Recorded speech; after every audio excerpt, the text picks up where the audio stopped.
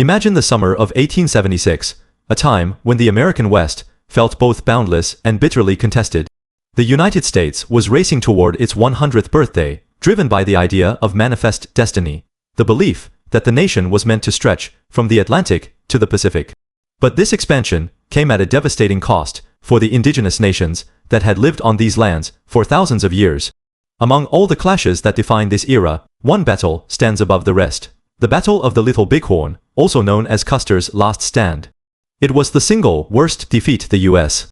Army ever suffered in the Plains Indian Wars, a victory for native warriors that would soon turn into a tragedy for their people. To understand this battle, we have to start long before the first shot was fired. The roots of the Little Bighorn fight lie in broken promises and land theft. For generations, the Lakota, Cheyenne, and Arapaho lived as nomadic buffalo hunters, relying on the vast herds for food, clothing, shelter, and cultural identity. Every part of the buffalo was used, and the animal was central to their spiritual beliefs.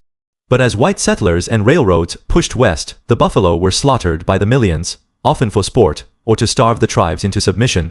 This mass slaughter destroyed the tribe's way of life and pushed them to the edge of survival.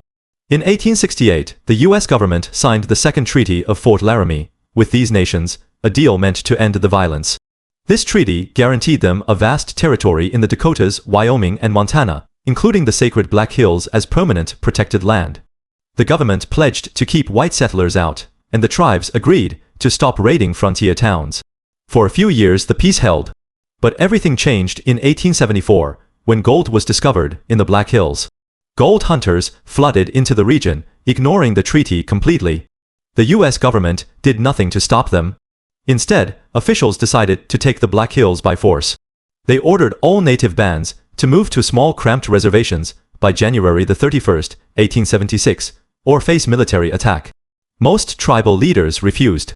They had kept their end of the treaty, and they would not give up their sacred land and their free nomadic way of life. A huge gathering of Lakota, Cheyenne, and Arapaho formed in the Montana Territory, camping along the Little Bighorn River. This was no random group of warriors, it was a united movement for survival. Leading this coalition were two extraordinary figures, Sitting Bull and Crazy Horse. Sitting Bull, a Lakota, holy man and chief, was the spiritual heart of the resistance. He had a vision that soldiers would fall into the native camp like grasshoppers, a sign that victory was possible. Crazy Horse, a fearless war chief, was the tactical genius who would lead the warriors in battle. Together, they inspired thousands of people to stand their ground. By late June 1876, their camp held as many as 4,000 to 5,000 people, with about 2,500 trained warriors, one of the largest native fighting forces ever assembled on the plains. The U.S. Army responded with a three-pronged campaign to crush the resistance. One column was led by Lieutenant Colonel George Custer, a man famous for his bravery in the Civil War. Custer was ambitious, bold, and famously overconfident. He was given command of the 7th Cavalry Regiment, about 700 men, and ordered to locate the native camp and prevent the warriors from escaping. His superiors, General Alfred Terry and Colonel John Gibbon, planned to trap the natives between Custer's force and their own larger column. But Custer grew impatient. On June 24th, his scouts spotted the huge camp along the Little Bighorn River. The scouts warned Custer that the enemy was far larger than expected, but he ignored them. He believed his well-armed cavalry could defeat any native force, no matter how big. He also feared that the natives would scatter before the main army arrived, robbing him of a decisive victory. In the early hours of June 25th, Custer made a fatal decision.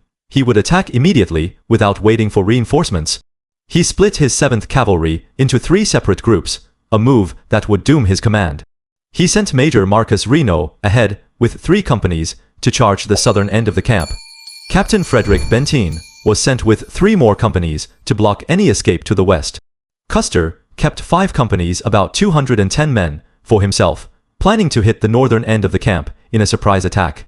He thought this pincer movement would panic the natives and lead to a quick surrender. He could not have been more wrong. Reno's attack collapsed almost as soon as it began.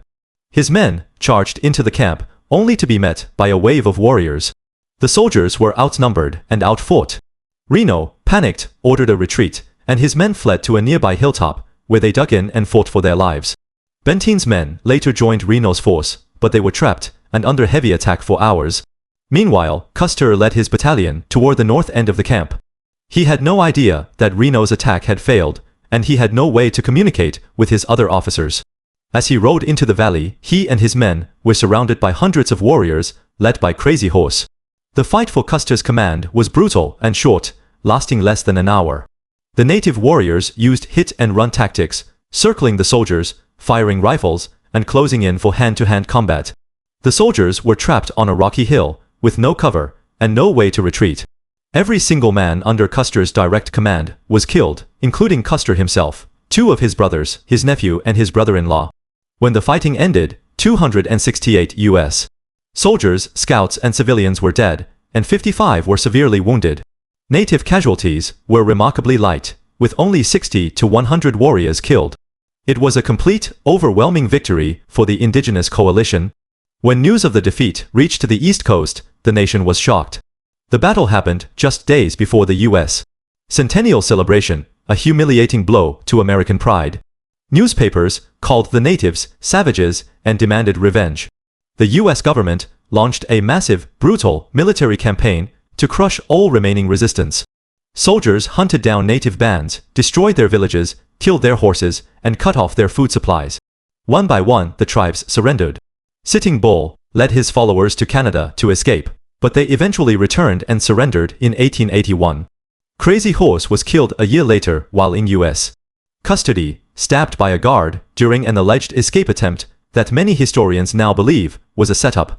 By the early 1880s, almost all Plains tribes were confined to reservations, their nomadic way of life gone forever.